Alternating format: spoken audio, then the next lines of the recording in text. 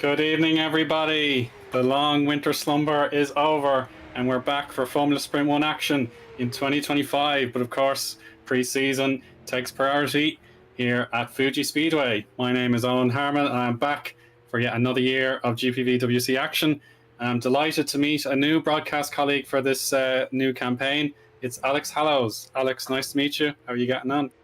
Yeah, it's a pleasure to be here for the FS1 season for 2025, and I really can't wait to see what these drivers have for this season.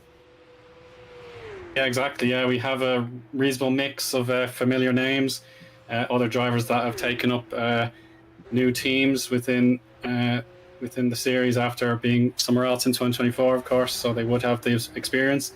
But of course, there's a huge refresh as well, with a whole host of rookies and teams that are totally brand new, created from scratch, as well as two teams who were promoted after their performances in FS2. So yeah, absolutely tons and tons of new and existing framework to get through. And of course, hopefully, if anyone feels the need to have a chat, then they're more than welcome to put themselves forward for interviews. So at the moment, we have one of our familiar teams, Hyperion Esports, with Kasper Michalak. I think he's the reserve driver for Hyperion, as it would be the Matthews pair of Zabinski and Guzovsky, who are penciled in for the full-time seats. So Kasper has lined himself there in third place at the moment. So of course, people can dip in and out of the server, Alex, and their times might disappear off the leaderboard if we're not paying attention. So certainly 118.841 there from Tom Lafont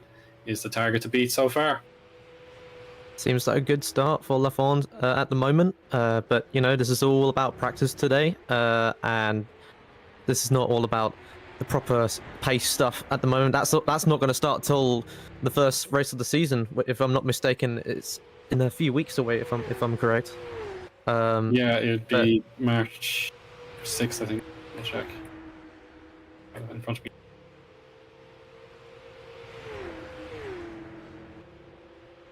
Yeah. Oh, there we go. There it is. Yeah, March 6th. Yeah, well on time there. Remco, of course, he's back for the broadcast liaison work. So yeah, bang on time there. 6th of March is the season opener for the Australian Grand Prix. With the second event is a brand new one to this particular calendar compared to last year. It's the Turkish Grand Prix on March 20th. And Japan and Saudi Arabia will be our April events, followed by Spain, the United States at Indianapolis before the spring break for a month until Canada, the British Grand Prix, Germany, Belgium, very familiar staples, of course, those rounds.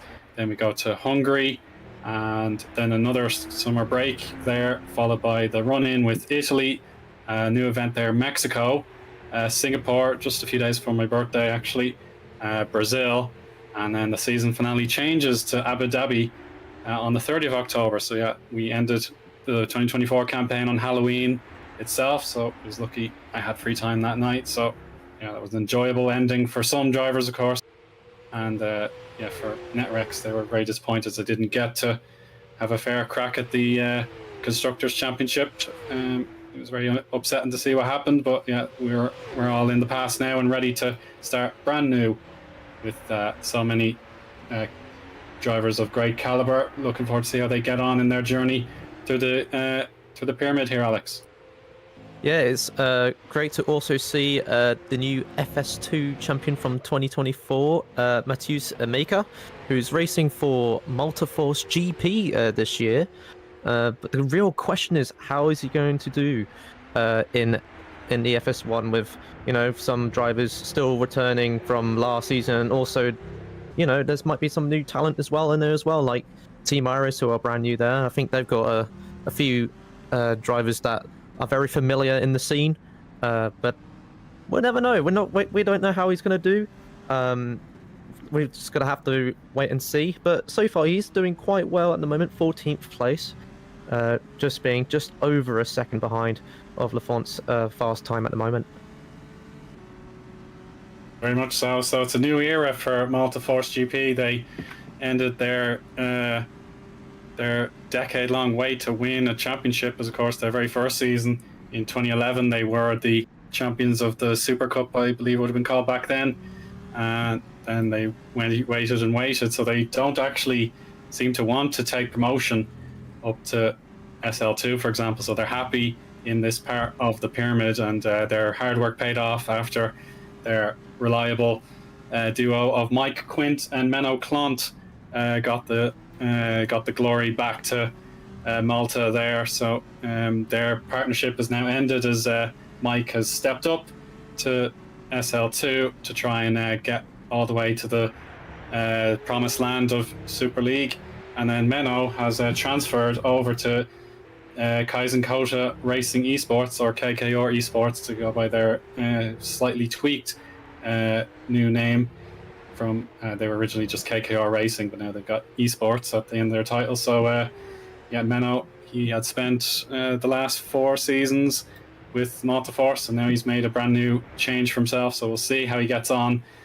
But of course, if you did see last year, probably the highlight of the season for myself and Ed Hunter in the broadcast was that San Marino race 2, where Menno stunned the world, getting that long-awaited victory of his. As there's his teammate actually just hit the wall, so not a good omen there, as we see Lucas on camera. But I suppose he probably wasn't on the lap there anyway, was he, Alex? No, I don't think he was. But luckily, like I said, preseason, it's all about practice, getting used to the new car and everything. As well for those rookies and the new team. I'm really also not looking forward. Looking forward for the reveal of more liveries later during before the start of the season. As I do see a few cars that are still not ready to show their full colours yet. As we see Overpower just being plain yellow as Thomas Smith is driving around the Fuji Speedway. But what would you think would be your top pick for team championship this season? Well, certainly Multiforce. They have that experience behind them. They've over 400 starts in FS1, taking back to 2011, as I said. So they've got that amazing lineup, I think, of Pavel Andrzejewski, who was definitely one of the great sort of most improved drivers. Like, he really made a huge statement with some of his performances, but just couldn't turn it into a win. He had to compete with the likes of Victor Ivanov, Mike Quint, and Szymon Frelich, to name but 3. So MS Performance, of course, they had Victor Ivanov putting in some absolutely incredible performances last season as a brand new team to the FS1 scene. It's just unfortunate that their second car proved to be a bit cursed half the time. With Tom Satley, for example, he had some really unfortunate mishaps that took points away from him and therefore the team. So yeah, I would say Multiforce have a huge pedigree that could get them far, but yeah, definitely MS Performance, HGP, they should be well able to keep them honest. But of course, Griffon, I didn't see who their signings are. Maybe they're still in negotiation, but in the car at the moment, I can see Philip Koenig is driving the number 90. Maybe they just need to finalize a deal to get him a seat, and then have to wait and figure out who else could be in line for one of those seats, because Szymon Frelich, he wasn't actually signed up at the beginning of the campaign last year due to personal commitments, but then when he joined in, he realized, yeah, I could sit here with Griffon, get a run of races, and he won just about half of all the races he entered. So he would certainly have a claim to the title if he actually could have done the full season. As of course, he finished runner-up 2 years ago, my first campaign following FS1. So Szymon really was one of the top drivers of the season, but the table doesn't necessarily display how that went from. So yeah, definitely 3 or 4 teams have a chance here, Alex, but you never know. Definitely some impressive lineups in the brand new teams, like Nexium Paul team. They've got experience with Gazowski and Roshak. They have plenty of know-how that could get Nexium Paul team into good positions early on. And indeed, 100 to 1, they were the people's champions in many respects, because people were so upset seeing them retire 80% of the time, I think it was, in the first 5 or 6 rounds. And then Owen Hausvik kind of brought the stability they needed, and they started picking up some quality results that were most impressive for that team that had the modest expectations.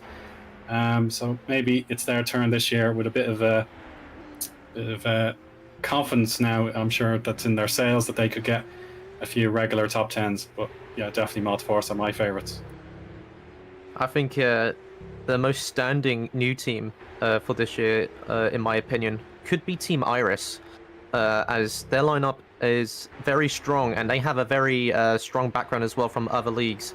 As we can see, Toon Lua driving around in the Iris car, 13th place at the moment, and also they have Carl Magnus Borre. Also, they're both rookies as well, according to sources. And according to the spreadsheet as well. I'm really looking forward to see how these two drivers get along in this league. And a warm welcome to them as well, and Team Iris, and I really do wish them luck.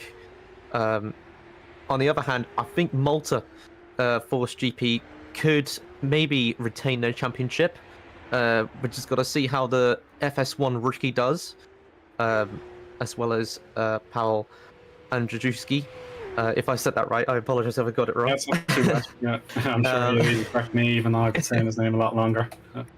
And I think with the pair up with that, it could be strong. But let's see how this FS1 rookie does in the new car. But other than that, I think it looks pretty strong with these drivers, as well as Pixel Esports with Massimiliano Riboli and Luca D'Amelio. They look really good as well. I'm really looking forward to the championship this year. It's very exciting stuff. Yeah, I mean, we were treated to some absolute thrillers last season. Like I remember China, of course, race 2. Tylene took the victory at the very last hairpin off Isaac Clarke, I believe it was. So that was a real barnstormer event. And of course, Singapore, we saw what we thought was the championship winning move by Quint on Ivanov in the last lap, but the stewards decided it was just a little bit too aggressive of a move, and they deducted time off his results. So therefore, Ivanov was the winner, and the race the title had to be decided once and for all in the United States. So yeah, it came down to the penultimate race before we had our champion set in stone. But of course, yeah, so many great performances, well worth remembering from last year. But that, whether certainly Frank Hamming, for example, I know we said a lot about him. He knows how to race through the grids when his qualifying doesn't go according to plan. But with perhaps some of his great rivals not on the grid at the moment, then he must feel similar enough to Pavel that this is finally his time. He can get those big results that have been out of reach for him quite often, but he does know how to get top 5s and podium very regularly. Yeah, Frank Hamming with his new teammate Vin Glenn.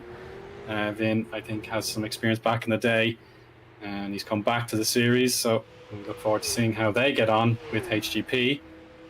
And then another team worth mentioning, certainly Apex and 01 Esports, both promoted from FS2 after their success in that championship, with Apex finishing 3rd on 544 points, and 01 Esports finished 6th. So they were willing to take promotion, as they were certainly very reasonable teams, got some strong results.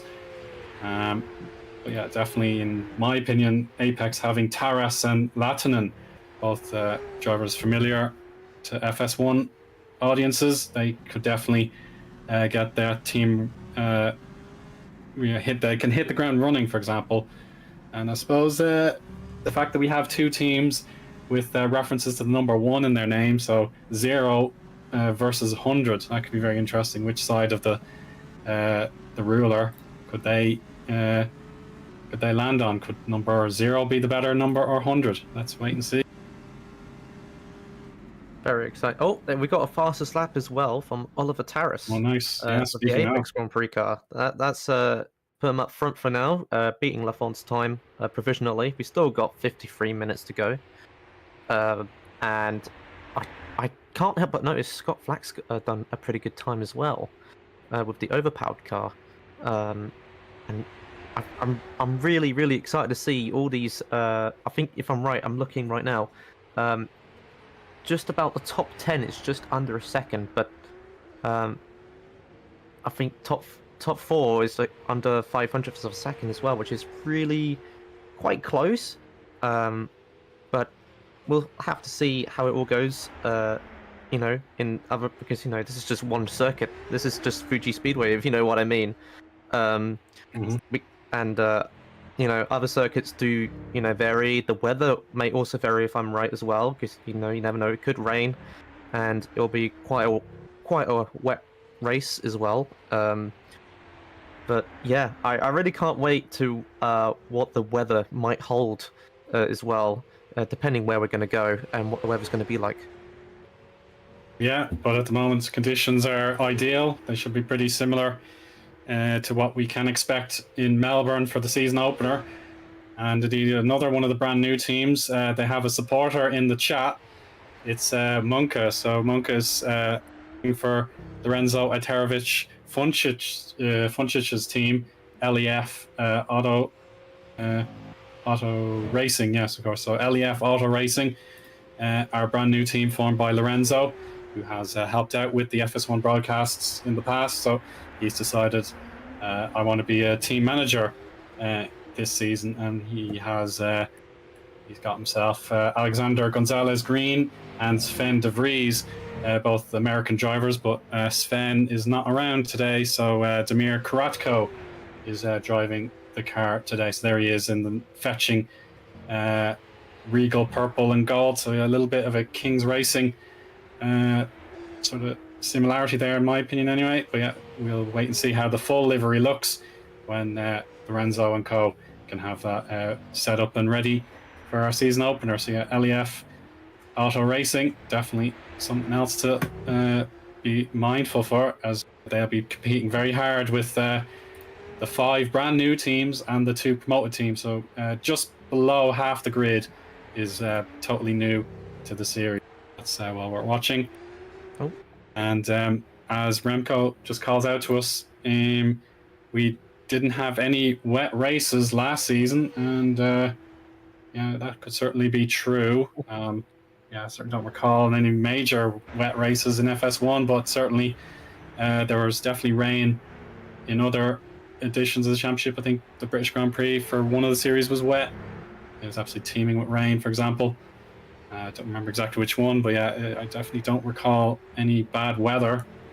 The tracks that would have been affected, certainly Germany. I wasn't there at that broadcast, but it was a bone dry day. I know that much. Austria was dry. So yeah, I think Remco is spot on, but I could be corrected, of course. Our chats, of course, with Munka cheering for LEF. We've got Dax celebrating the return of FS1, and we've Shimon in the chat himself, and he says Apex have the best livery in pre-season. It is cold.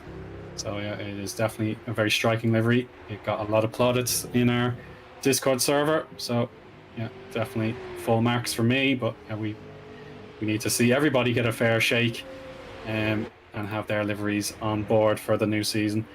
But of course, maybe some teams are willing to go for a different branding like MS. I know they've only got the one season to lean back on. There's the Apex car again, of course. MS Performance had the sort of fluorescent paint style of car, where it was the silver background, and then they had the splashes of different colored paint, which certainly stood out among the rest. So we'll see if they continue that sort of style or go for something different.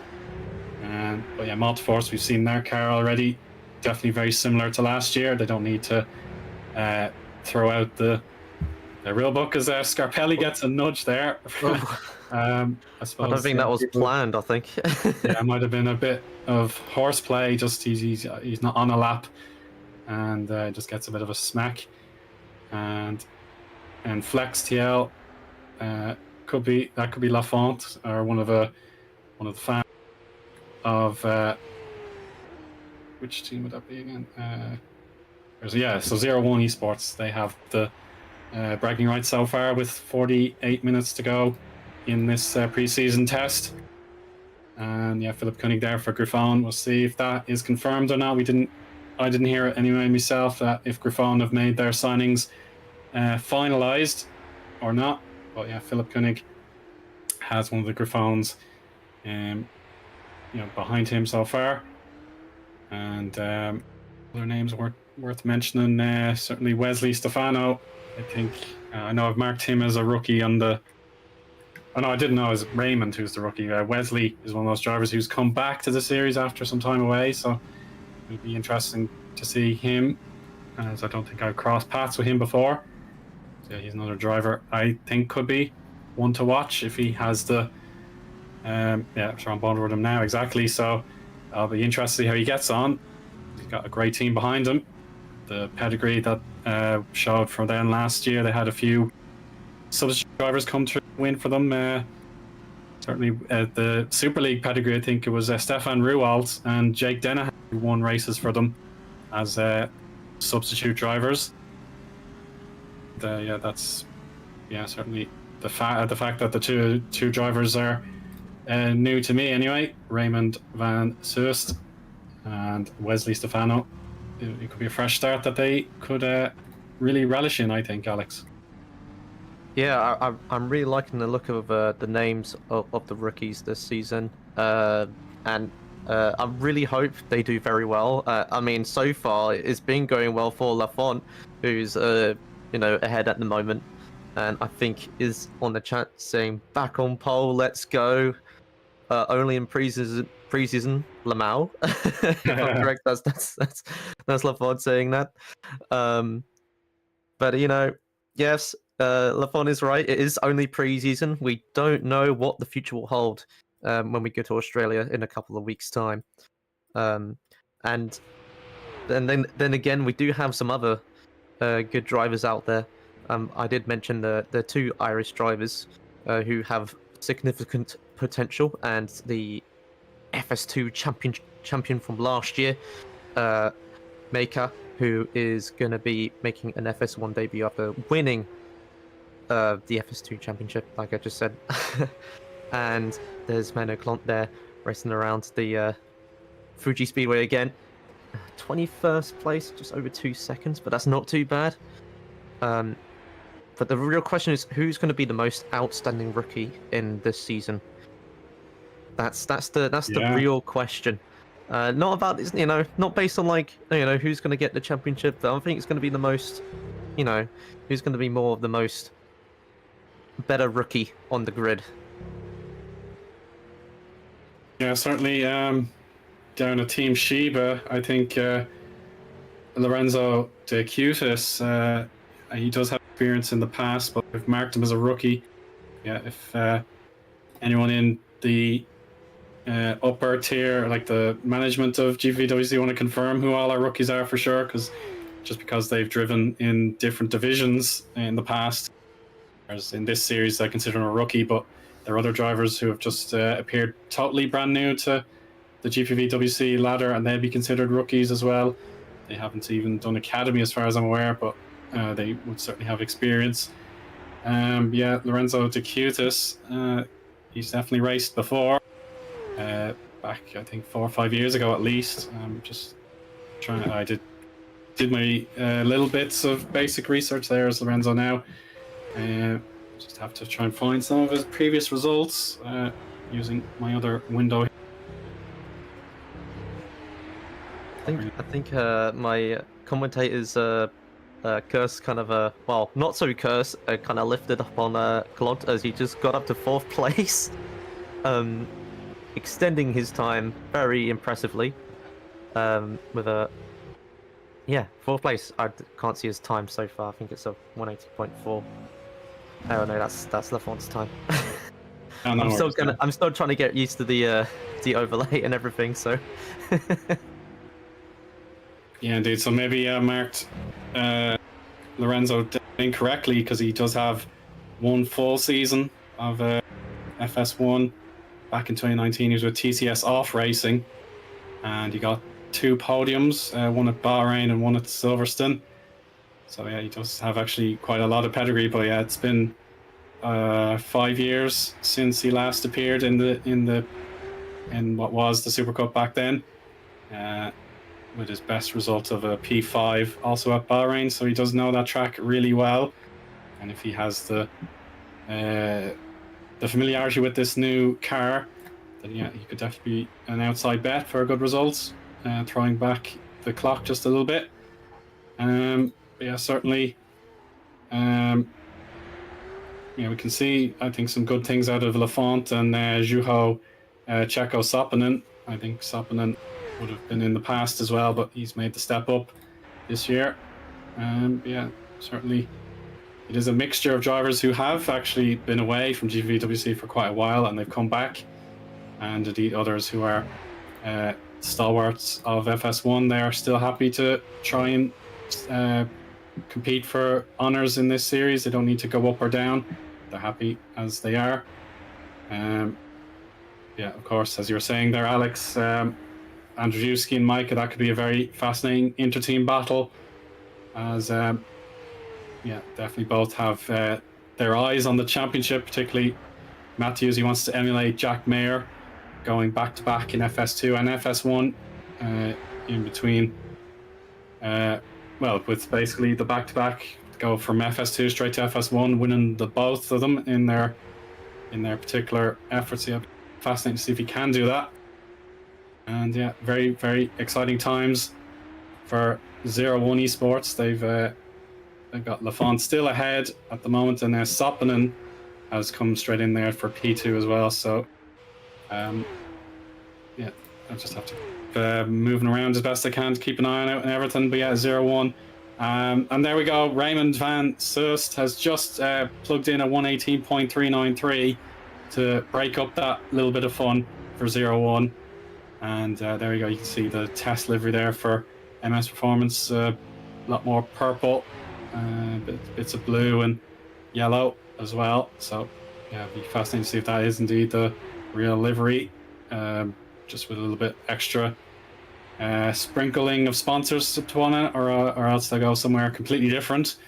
We'll have to wait and see. But yeah, at the moment that is testing livery. And yeah, Menno has since gone P5 there, Alex. So yeah, much better showing for Menno in the last few minutes. Yeah, it's a great start so far for the 01 Esports team. Second and third place at the moment in this preseason test. But like I said from last time, can they keep this pace up for the season ahead? And if they do, could they overthrow Malta Force GP?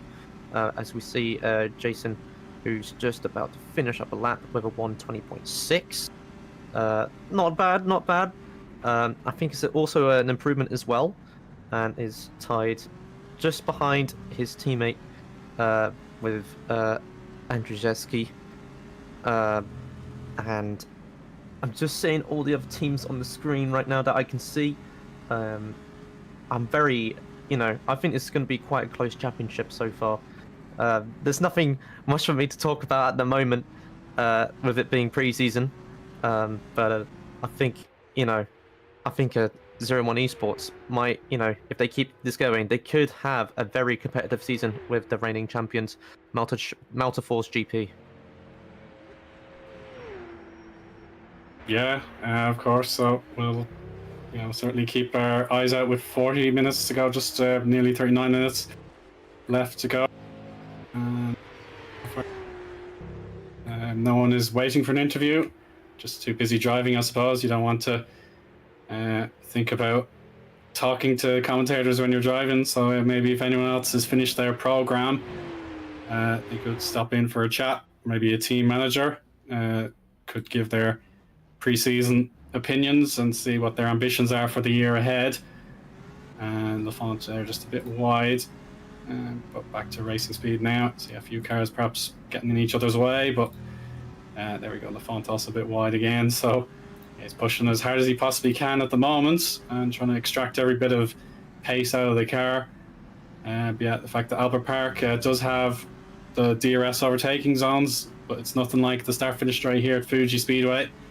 So yeah, the drivers have to perhaps use the sector 3 as a bit of a chance to really get their teeth sunk into how the car behaves under braking and slow speed corners. Here you can see perfect example here going up the crest there, a little bit of oversteer. Now got to follow that long apex left, the nets double apex corner before Panasonic to end the lap, where you get the big dose of slipstream. Yeah, at the moment, yeah, this lap is completely non-representative. It's not going to matter whatsoever as Tom was off circuit at the beginning of the lap, and there we go. Totally useless lap time there, I'm afraid. But yeah, now he's back to full pace. He can give it another go.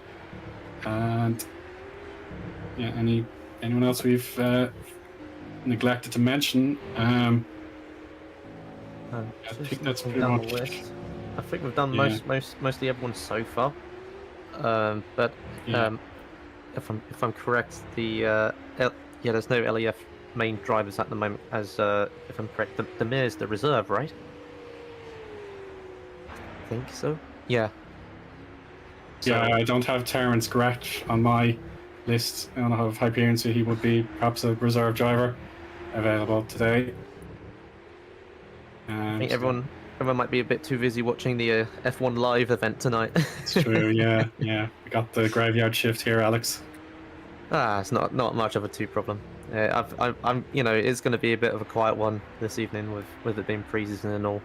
But what I'm really can't wait is the start of the season over at Melbourne. A really nice circuit as well. Albert Park circuit, if I'm right. Yeah, of course. Yeah. I'm not best with names again. I apologize if I get it wrong. I think is it the first time they're going to be in Jeddah or the second time? I can't wait for that one as well. And there's so many, and the debut of Turkey, if I'm right, which we mentioned Turkey earlier. Tips in and out. Yeah, it's been featured in the past and then taken out and then brought back. It's good. It's good to see them back, and I really hope the drivers will be ready for the turn of these tracks. And with those newer drivers who haven't experienced these tracks before, hopefully they will get their head into the game during their practice runs and everything before the big race. Yeah, Saudi's been featured 3 times. I think the mod would have been one of the newer ones, but I just recall 2023 we never got to enjoy the stream as there were tech problems, and I think the infamy of that race was the usually unlucky what's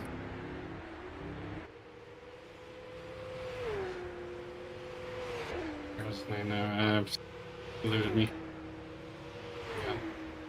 His name's all over the place. Just I guarantee I see it's I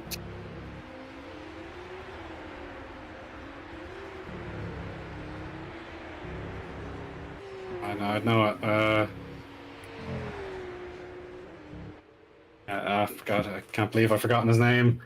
I'm just on the spot. I have it somewhere. Alex Zeeuw, of course. Yeah, he was always Mr. Unlucky. And then the one time he actually won that season, it wasn't broadcast. So that was the running gag, I suppose, that every time he's on camera, something happened to poor old Alex.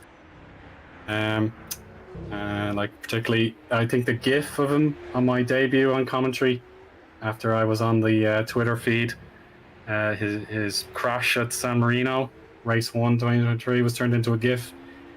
And that was quite the shocking one. He just went barreling into the catch fencing, and that was a heartbreaking end, to say the least. And all sorts of catalogue of heartbreaks and disasters were the story of his season. But of course, he's gone on to great things in Super League 2 and all that sort of thing. So yeah, it was worth all the heartbreak in the end, I think. Yes, I'm guessing you're mentioning him because he's in the he just recently said hello in the chat. Oh, there he is. Yes, of course. Yes. There he is. Yes. The other Alex out of us. But when it comes to racing, he is the Alex. When it comes to pace, the race, and and winning stuff. Yeah, indeed. And I gotta say, FS1. I haven't seen many streams of it in the past, but it's great to see properly get my head into this for this season. I'm really looking forward to see what these all these drivers can do and see if they can entertain us for 2025. Yeah, of course. Yeah. Yeah, the entertainment. You do want to certainly stand out from the crowd when you want to either win the title and get promoted with your particular team, or get spotted by team managers from Super League and Super Light. So yeah, that is definitely well worth doing. You could get a chance at one of the higher divisions and make an impact there. Certainly from last year's Super League, I think we had a few of our drivers get a chance at the big league, and they had some reasonable success as well. I have to look back at those results too. And back at that particular season was a very, very high quality Super League campaign, no doubt about it. I'm looking forward to seeing how they get on as well. Just seeing on our screen, it looks like all the Multiforce cars are, in a bit of a synchronized lap at the moment. Who's that leading the way in? Oh, who's that overtaking? I should say. Can't really see who that was. But we yeah, do have Jason Muscat is the team manager who has provided. There he is now, Jason. So he's in there he is. Middle. So now he's now leading his drivers at the moment through sector 2, I believe. Yeah, the boss is watching. Literally, he knows how to drive his cars as well. He has been his own substitute driver whenever Menno or Mike were absent. Yeah, now he's got to work with two totally brand new individuals, and he's got to get them working with great enthusiasm, of course, knowing that perhaps we know how impressive the duo of Quint and Clont were. They were very there's contact. Dear. Oh dear, the two teammates Breaking formation. And definitely Jason will be keeping notes of what happened there and making sure that is exclusive to pre-season testing. It doesn't happen again. I hope no one loses their seat from that. But it looks like they're trying to get used to the car, especially the FS2 champion, like I mentioned many times before. I'm very excited to see this driver, especially in this ladder. As Maker is currently placed 17th, just behind just behind his teammates who are 11th and 12th. Hopefully, maybe again getting used to the car. It's pre-season, no pressure or anything. The pressure all begins, when the real thing starts. Also, just wanted to mention we do have a couple of people in the green room or the waiting room. Oh, the green room is the way here for interview. Yeah, we do have. So this would definitely be a mixture between LEF Auto Racing and Zhuho 01. So yeah, I suppose we do have 01. I think they've come in as a pair, so it makes sense to have a chat with 01 Esports first. Oh yes, I mean, sounds good. Hi Tom and Zhuho, welcome on in. How do you think your test has gone so far? It's going great so far. I don't know about Checo. Yeah, I mean, it's going great. A bit of frustration with some of the things, but I'm just getting used to the car, so it's not that bad actually. I mean, I'm now starting to feel more comfortable with it, and yeah. So I wouldn't be familiar with either of you guys, unfortunately. Of course, I think Zhuho, in your case, you have driven in GPVWC in the past. So if you want to describe some of your background before you actually get stuck in with 01 Esports, how have you got to this point so far? I mean, how do I say it? I'm a 17-year-old kid just going to sim racing since I think 2019, and to be fair, I've driven in GPVWC back in 2023. I drove for 2 races, but only in race one. I don't know what happened to my PC back then. And then on GPVWC 2024 in Academy, I returned in Suzuka, but then I took a long break, and then I returned to Spa, and Eoin, you might know how that went. Oh, of course, yes. Yeah, I mean Great. that's the only highest point of racing in GPVWC. I mean, I did show my pace, and of course, when I knew there was like Zero One were finding drivers for the FS1 season, and I drove with the cars, and I felt really comfortable with it for the 2024. I mean, the 2024 cars that I drove in the FS1, like a little testing before I got into the 2025 car, they felt really good for my driving style. I mean, although I need to start to save more tires most of the races, and it's a bit of a learning step, and I feel like also Zero One Esports is quite a comfortable team, as I say, also. Yeah, indeed. Yeah, Tom, how about you? What's brought you to the world of GPWC? I discovered GPVWC during the Mexico Academy race. Before that, I've never drove on this platform, on this game, R Factor 2. But since then, I really liked it, and I feel like the car can be much faster if I found the perfect settings for it. But before that, I wasn't really sim racing. I started in 2022-23, and since then I just fell in love with it.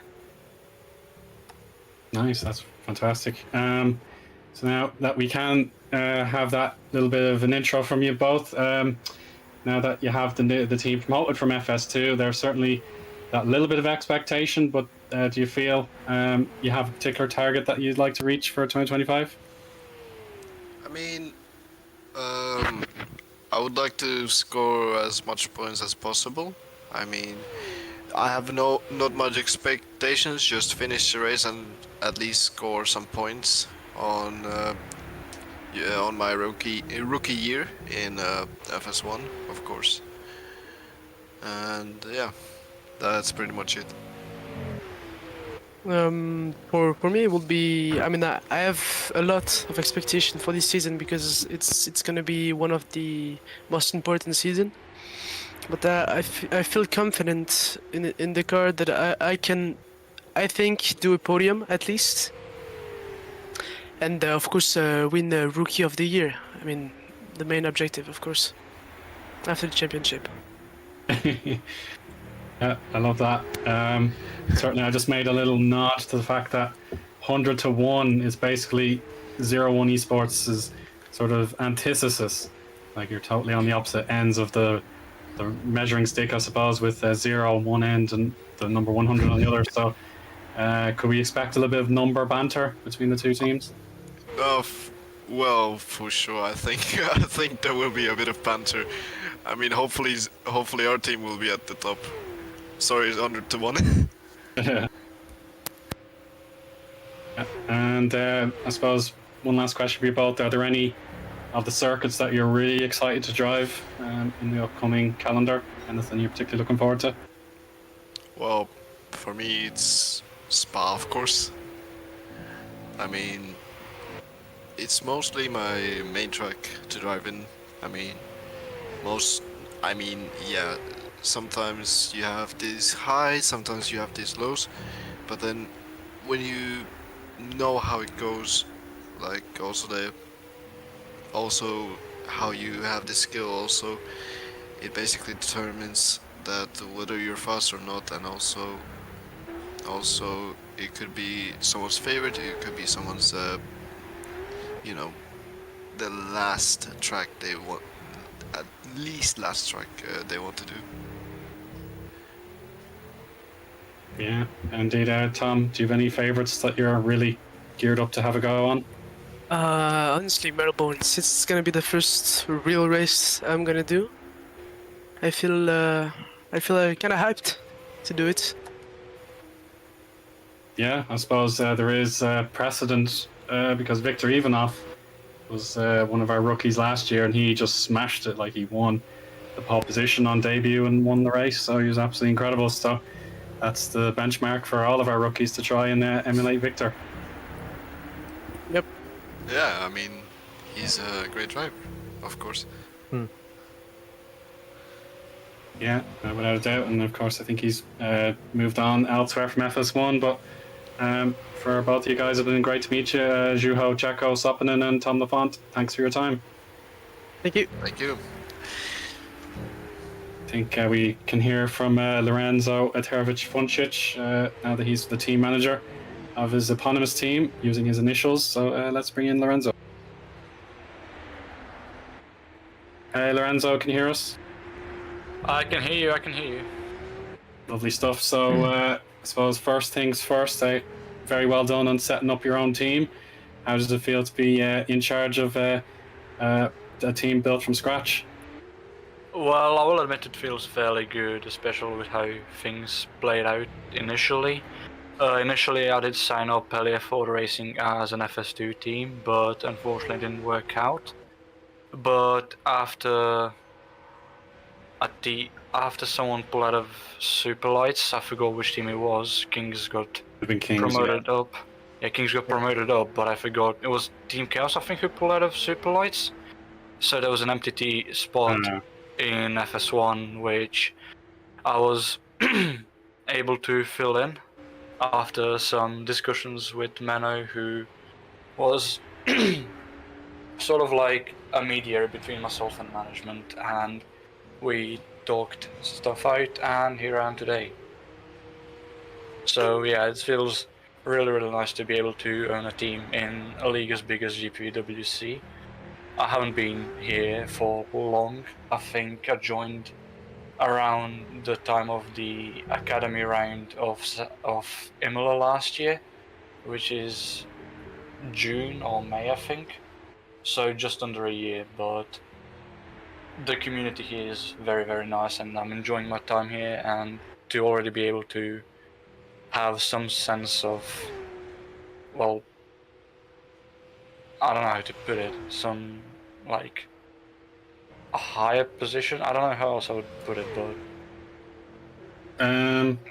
suppose you're saying like you did sample commentary with us last year for a while, but yeah, you've moved on to something that is an added responsibility. Would that be a fair way to put it?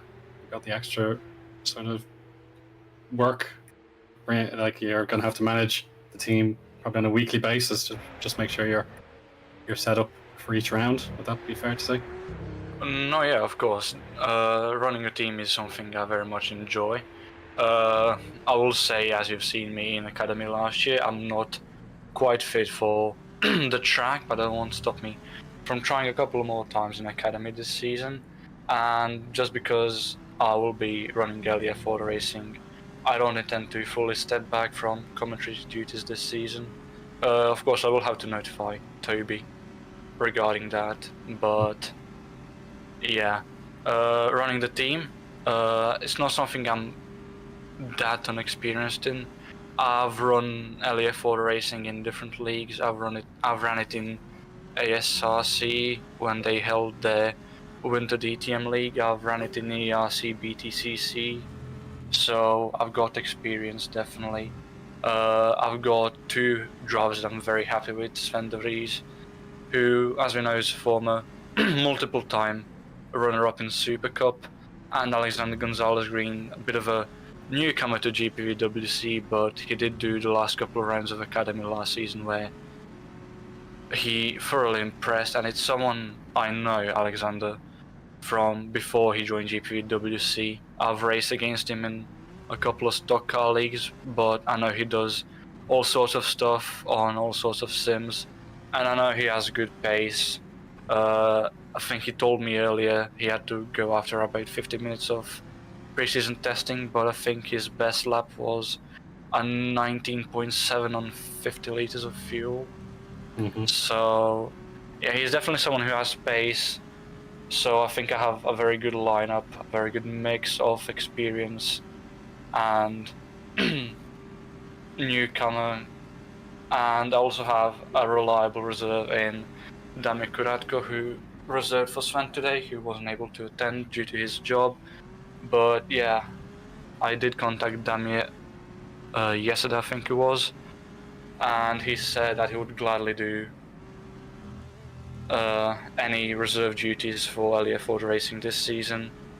And I did tell him that to use this preseason testing session to get more to terms with the car, and he said that that's all well and nice, but he would like to aim for the top in this session. So obviously someone who's very ambitious as a reserve, so that just shows that we as a team are very ambitious even though we're new. Yeah, I know I brought up Victor Ivanov and MS Performance, and they almost won. Well, they just had that loss of points through the second car, just a lot of bad luck away from Victor. I know Tom was, he had some very good results, but yeah, he had a lot of bad luck as well. So definitely, if MS Performance can prove it is possible, then yeah, definitely our 5 brand new teams from scratch and the 2 promoted teams. I'm sure there'll be fierce competition between you all, whether it be for wins and podiums or just trying to get points.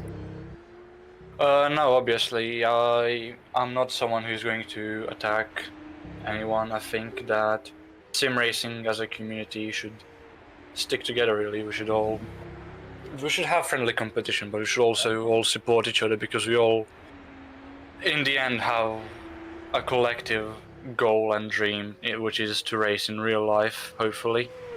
And yeah, friendly competition and understanding between each other is good. So as much as I wish that we do beat the other new teams on track, I do wish all of them the best in the upcoming season, of course.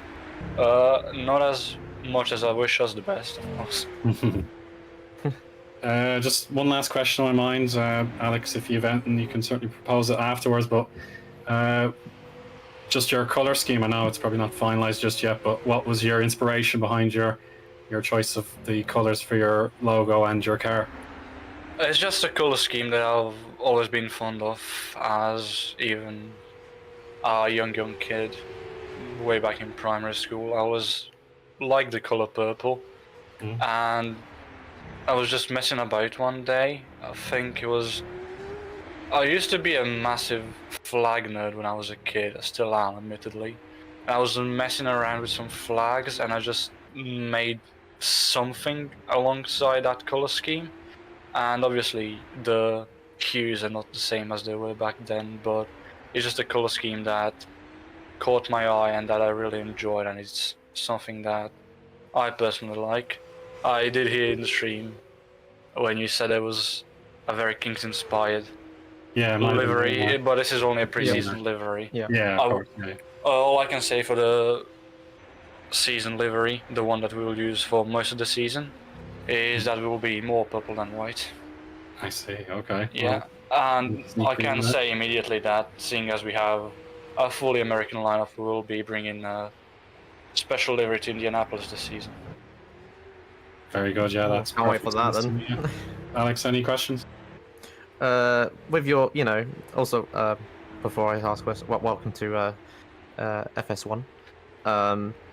My big bonus question would be, do you think the team will maybe get some crucial points and maybe even lucky a really good podium as well?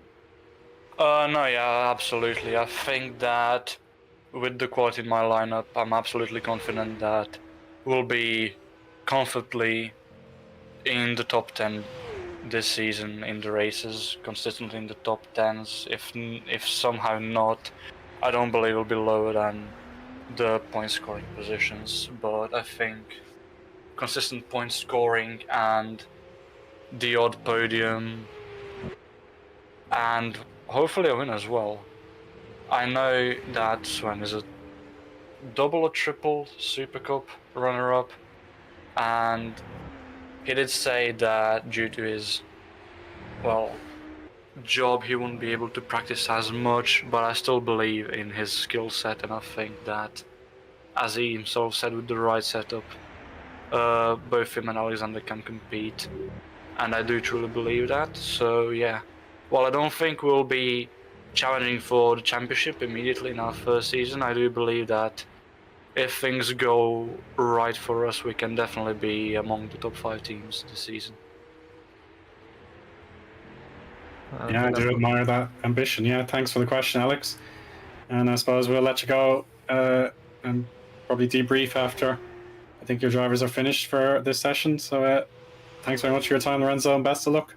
Thank you for having me, and I would just like to say as well, Alex, welcome to the commentary booth, and I do hope I see you around more. I'm quite enjoying your commentary and your work so far. Thank you very much. Thank you. Farewell, Lorenzo. Good luck. Thank you. And Eoin Philhauser has been very patient, so it's now his turn to have the mic. We were very familiar with his interviews last season. They were a treat, so I can't wait to hear from my namesake, Eoin, so let's bring him in. Hey, Eoin, welcome on in. Happy New Year. How's it going? What's up, guys? It's going good. I'm excited for the season now. Yeah, I mean, yeah, very much welcome on in. So 100 to 1, I think they're one of the great stories of last year. The fact that there were so many heartbreaking retirements and very unlucky crashes and that sort of thing. They were kind of doomed to the bottom of the table. But then yourself, you were very admirable in your attitude to get them moving up the grid, and it certainly paid off in the end. So they were the people's champions. So can that form continue with regular scores in 2025? Well, it's going to be an interesting season. We've got some new challenges here. I mean, we're looking at actually having a consistent driver lineup this time. Yes. I mean, when I came in, it was another driver and another driver and no driver, and then Sandro suddenly came. But we, at one point last year, we had Nils and Liam constantly in the team, and they were like kind of. We were figuring out maybe having one of these guys as our second driver for this year, and you know, those two Swedes, they're good friends of mine, and they're very talented and they're really good. Like Nils can go in a car and just be fast with it immediately almost. And you know, I saw that pace from him, and I was getting really excited. But they couldn't. Coming into this year, you know, life happens, and they couldn't really commit to a year, and they weren't sure they could be available for the races and all that. So you know, I was kind of put on the spot in the team to like figure out who I kind of want as a teammate. And you know, this year, due to life changing as well, this might be my last year as primary driver, or it probably most likely will. It should actually by September. By September, I'm gone. I'm not taking my rig with me to the place I'm moving. So I was thinking like, yeah, this gotta be a good year. This has to be a fun year. And I was talking to Marcus, a really good friend of mine, and I just asked him if he wanted to. I would rather have him than anyone else, really. Even though he's not immediately gonna be on pace. He's not gonna be really that good in the beginning of the year. But you know, I put up like a unique challenge for myself. See if I can coach this guy to maybe you know, score points, maybe hopefully, and just set him up for a career in sim racing. Basically, he's been talking about maybe wanting to, or he's been talking about like joining leagues and such. And I've always like encouraged him and all that, but this time I'm the one that pushes him finally and actually just yeets him into an FS1 car. And we're gonna see what's gonna happen. I don't know. It'll be fun to see. It's gonna be a lot of fun. But yeah, it'll be interesting. Absolutely, yeah. So yeah, it's great to have that intro of Marcus. I have to learn a bit more about him myself, but yeah, it's good that you have the friendship already sorted and you have priorities for how you want to treat the season, making sure he has a chance to grow as a driver before you have to depart. So you will be missed, Owen, but I'm sure we'll have plenty more chats. But I suppose my next question, I was talking to our two new drivers for 01 Esports, Tom and Juho Checo, and the fact that the team names, they're almost like polar opposites, 01 versus 100 to 1. So do you want to respond to them in terms of potential banter? Do you think you could have a bit of fun with numbers this season? I mean, yeah, sure. I don't really talk that much in the chat, but I'm all for it. In the GPV chat, but you know, I'll respond if they're gonna say something. But I'll look out for them. I'll be sure to do that. Yeah, I suppose another question I can recycle for you is now that you're in the cockpit full time until, of course, you have to go, of the tracks that you will get to drive, ideally, which one do you want to drive the most? I think I have unfinished business with Spa. Okay, listen, I can't remember the season, all the tracks now, but we're racing at Spa, yeah. And I was so prepared for that race in 2024, and I'd done so much practice and done all this stuff with the setup, and you know, it just ended up with lap 1 DNFs or not a DNF in the first race, but crashes in the first laps, and you know, I want revenge. I want to show what I can do at that track. And maybe it'll be interesting to see as well with the push to pass, like how that's gonna work in tracks like that. And yeah, that's perfectly interesting. I forgot to mention the push to pass. All right, I haven't fully engrossed myself in the rules, but I certainly will by the season opener. I'll try and familiarize myself with as much as possible. Of course, Alex here is new to the booth, so Alex, do you want to ask Owen any questions? I'd say since you're going to be gone in September, unfortunately, I wish we wouldn't. You know, with it being my first season, I'm still getting used to everyone and trying to make some good friendships with all the drivers. What would be your predictive top place you might finish in any of the races? Where do you think you might finish? You know, I know people would think first, but what would you think in your opinion?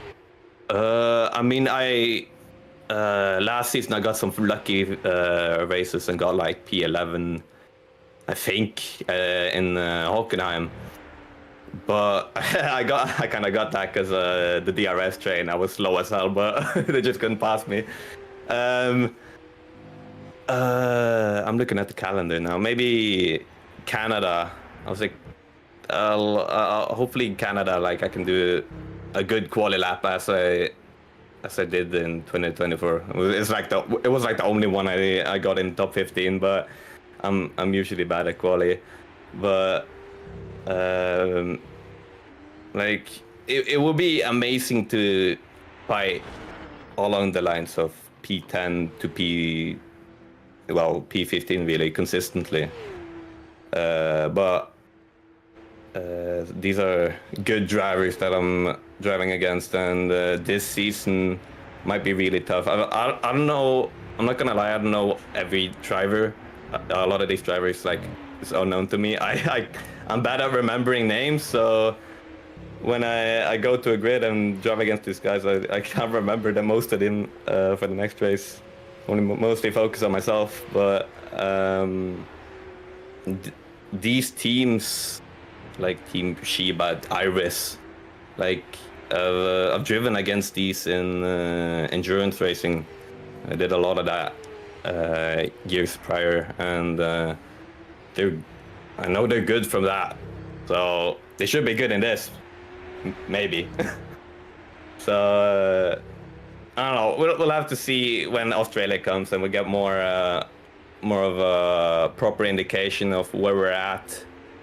But hopefully it's not like last and second last every race. I don't think it's gonna be like that, but yeah, I'm just praying I have some pace at the start of the season, so there's some hope. Yeah, I really hope you have a really good season, as well as your teammate, who's got a rookie season, and yeah, I wish you all good luck. You and your team good luck. Yeah, thank you. All right, thanks very much, Eoin. See you soon. Yeah, see ya. And we've timed that pretty well there, Alex. 2.5 minutes to go in this pre-season test. A bit of a spin there, just ahead of Yassi Latinen. He's not at all phased by that sort of carry on. So, the fact that drivers do dip in and out of this server makes it a little bit tricky to track the times. But I'm just using RaceView to try and gather all the best times. There is the little panel that's the top 10 times from everyone who's participated. So Scott Flack still here, pulling away here for Overpower, has the 1 minute 18.1, narrowly ahead of Raymond Van Sust for MS Performance. He replaces Victor Ivanoff and Tom. Well, I think Tom Satterley's all car. No, a bit too much power there for Flack, and he's all over the curbs at turn 3. Jason Muscat there is watching his drivers closely there, a little bit too close for comfort. He's third on this leaderboard, but he'd be down in 9th if we're counting all the times, as far as I remember. And Lucas Tylene was quick, or he left. Tom, we talked to him, and Zeeuw Checo as well. They're both pretty pleased with how they get on. And there's Muscat with another improvement there, 118.2 to get him ahead of Tylene's time. And a bit more spin around the place in the final minutes. So yeah, definitely when we have the private qualifying sessions, when everyone has invisible cars, they just drive on their own, they don't see what everyone else is doing, but they all share the same track. That's when the business really will prove. It'll certainly settle in by then. And is there any last points you'd like to make, Alex? Yeah, I really can't wait to see, teams returning, new teams, to promoted to FS1, and brand new teams who have joined the ranks. See what they got. There's going to be a few favorites out there. Could Multiforce GP retain it? Like I said earlier, and with these times on the screen that we see so far, is it going to be like this? Is it going to be, Scott Flack being up at the top, or is it just going to be, it could be anyone, I think, in my honest opinion, and I really can't wait to see how the season starts in Melbourne. Yeah, just 2 and a bit weeks to go until the big day. Checkered flag is now out, so all these final hot laps can be registered before time is up. So yeah, some drivers, of course, Lorenzo mentioned 50 kilo fuel, so some were doing long runs just to sample race pace. Others have been going for qualifying laps.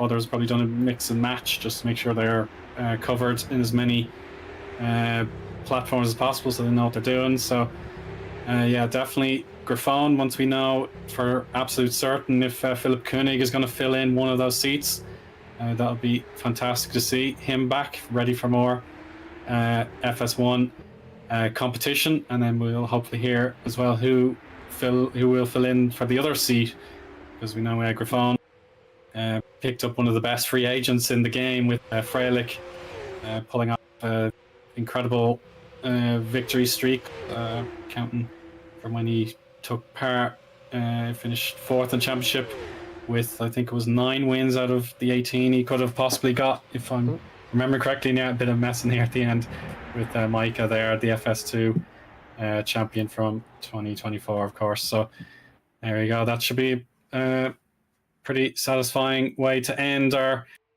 preseason test. Tylene there got in with the 118.1 at the very, very end there. So well done to Lucas. Our timing sheets there. And then Overpower will be satisfied to get some airtime with Scott Flack in P2.